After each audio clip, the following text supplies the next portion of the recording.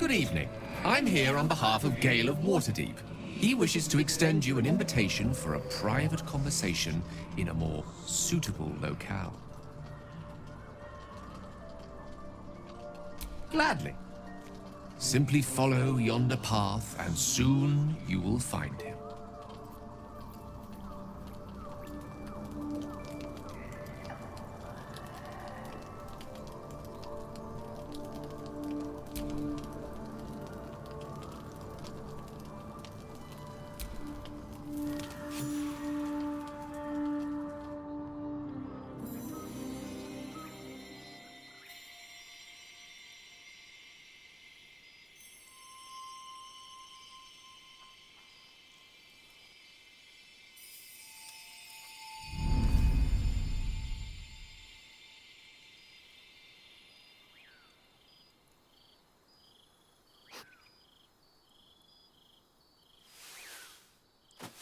I love this time of night. There's an almost reverent silence that accompanies the peak of darkness, when you'd almost believe the dawn will never break. The cradle of eternity. The timelessness of lovers. That most beautiful of fantasies.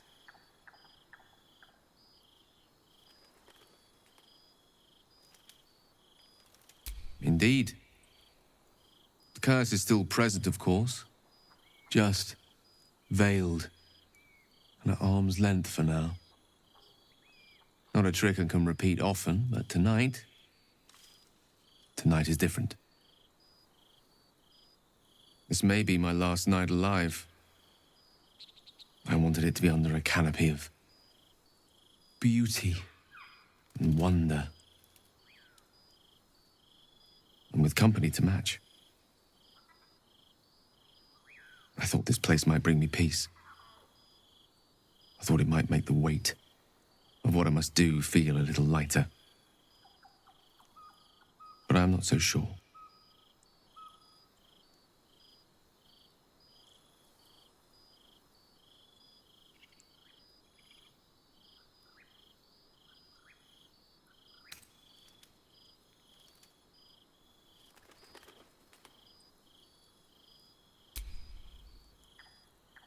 Thank you.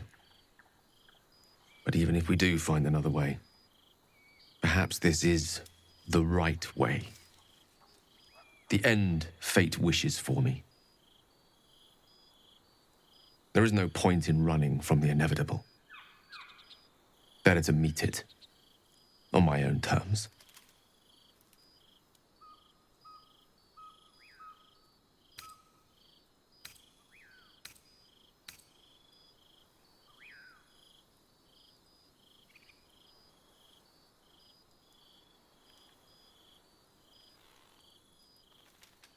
One moment with you could sate me for a lifetime and prize the fear from my heart.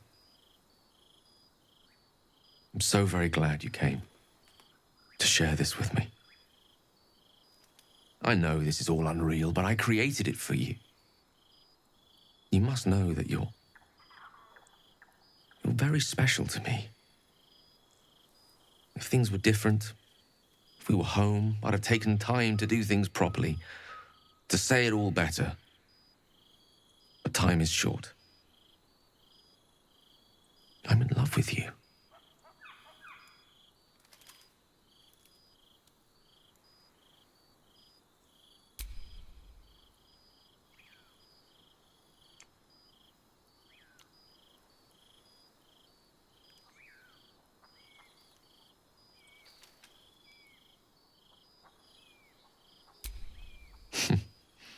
And you're a bad liar.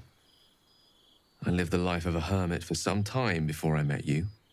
Safer for all, but not conducive to pleasures of the flesh.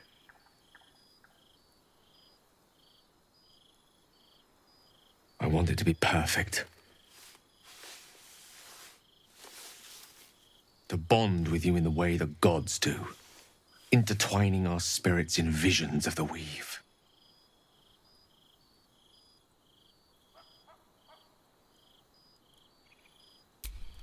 how about the perfect night in Waterdeep?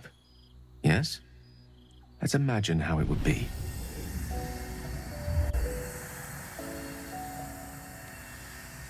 The scene is this.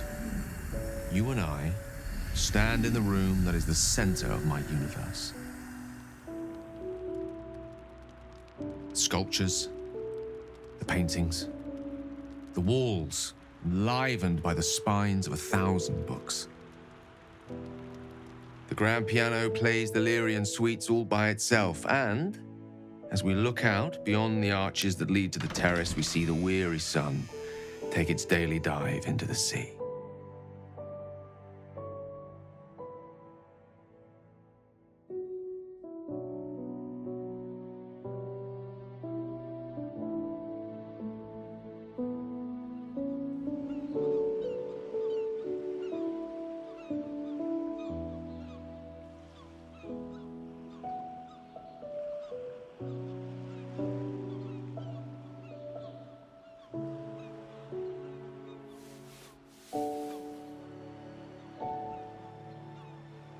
My favorite spot. Many times, evening turned to night and back to daybreak once more while I sat here, lost in words.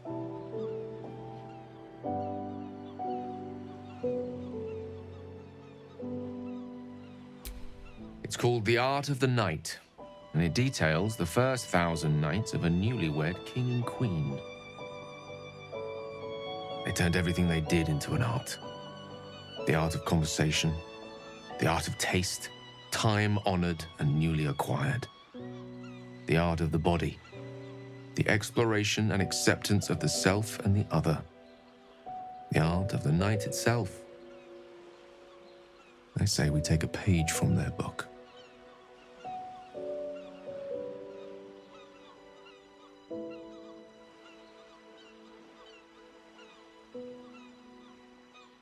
Then let's set the book aside and be blank slates on blank sheets. Delightfully new. What do you say?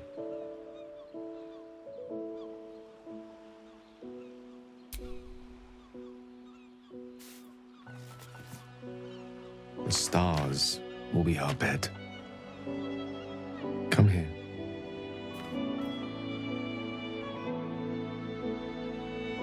I confine ourselves to the pleasures of mortal flesh. There's but one stitch in a vast tapestry. Let me show you more.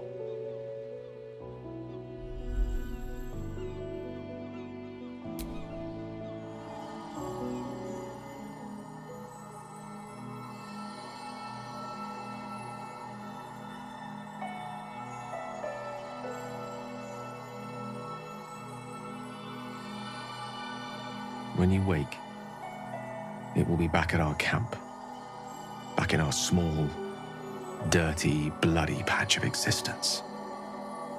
But stay with me now. There are endless worlds out there, countless ways to declare love, infinite ways to express it. Too much for one night.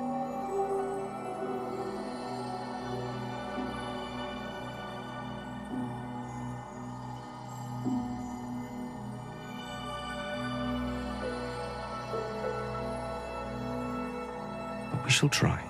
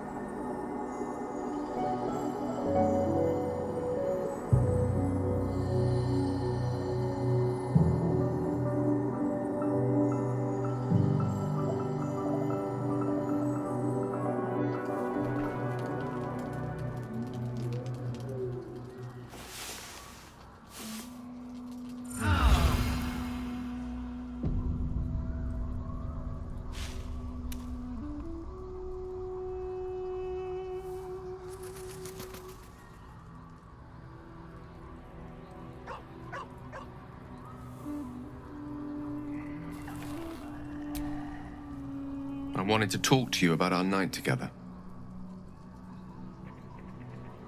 Have you ever walked to the very edge of a great precipice and shuddered at how easy it would be to step into the void?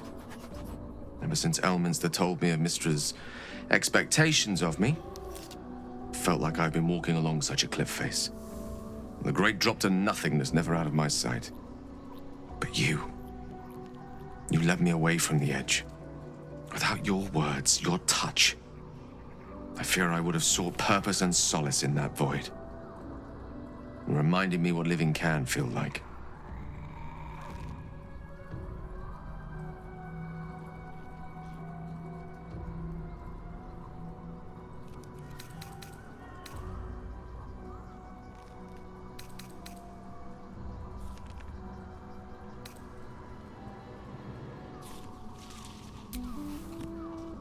I had been hoping you'd say that. To be an object of pity. I couldn't live with that. I hope the end is much farther away than I had suspected. I hope that night meant as much to you as it did to me. And I hope we all have more time together. Together. Alone.